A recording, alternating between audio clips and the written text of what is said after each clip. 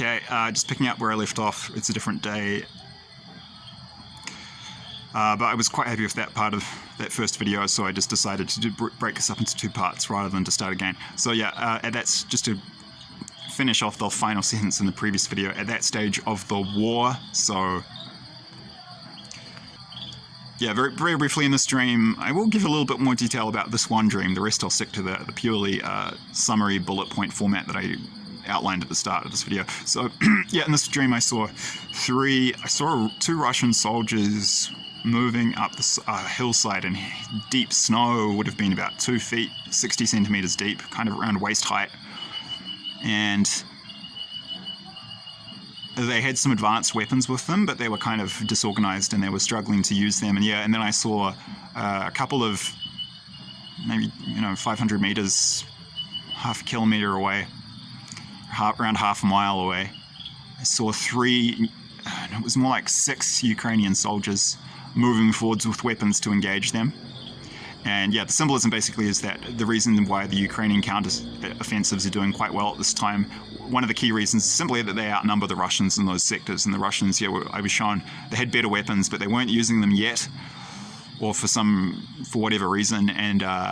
And yeah, being outnumbered, it makes sense that they're being pushed back. That dream I had more like two, maybe closer to 3 months ago, and already the Ukrainian counter-offensives, their success has kind of been blunted. So yeah, and that dream, that was the dual symbolism. So I think it was also showing me the situation in 10 to 20 years time when Russia is being invaded and when they'll be losing the war, because it looks like from what I've been shown in dreams that this war, World War III, will likely begin and end in Ukraine. And I think we're already in World War III. This is just the early stages. This is just the left-hand side of the bell curve. And yeah, at that stage though, Russia will be, they won't be outnumbered 3-1 because they're still getting organized and they're in a sort of testing phase of the war as they are now. It'll be because they have no people left and they've burned through them all in these invasions, and probably 1 million or millions of Russians have died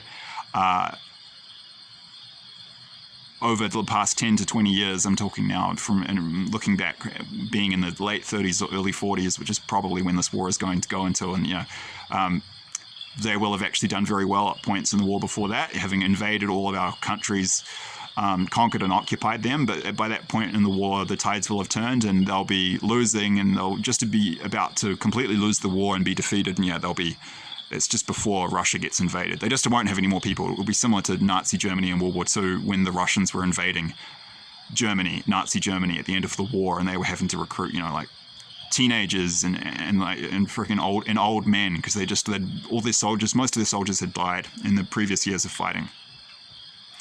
So yeah, one scene with dual symbolism and 2 different points in this war, likely 5, 10, maybe 20 years apart. That's what this was showing me.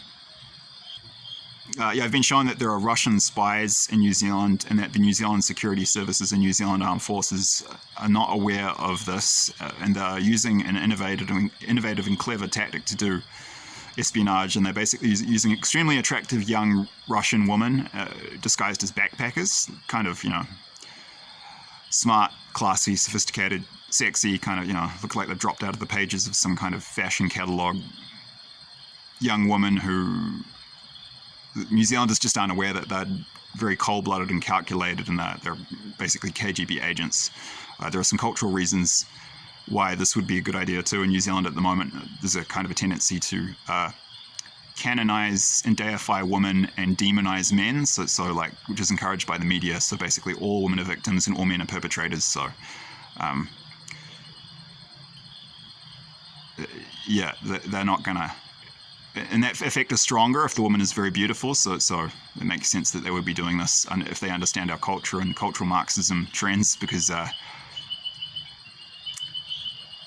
most New Zealanders are extremely immature and sort of basic in their approach to gender relations, and usually it's, in my experience, women who do evil things, there's a blind eye turn to that, whereas men are there's basically 100% accountability for men and 0 compassion, and 100% compassion for women and 0 accountability. In many cases, I experience that. There's a lot of, but women get beaten and raped, so it's a toxic society for both.